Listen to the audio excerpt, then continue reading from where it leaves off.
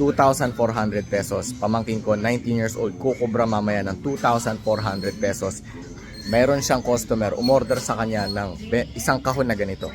24 piraso ang laman ng isang kahon. Itong bote na to, 100 ang tubo niya.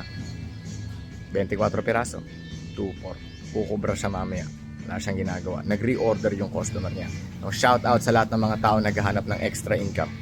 Pangbayad sa tubig, kuryente, pang-tuition fee, pandagdag sa pang-araw-araw, umaga, tanghalian, hapunan para sa mga bata.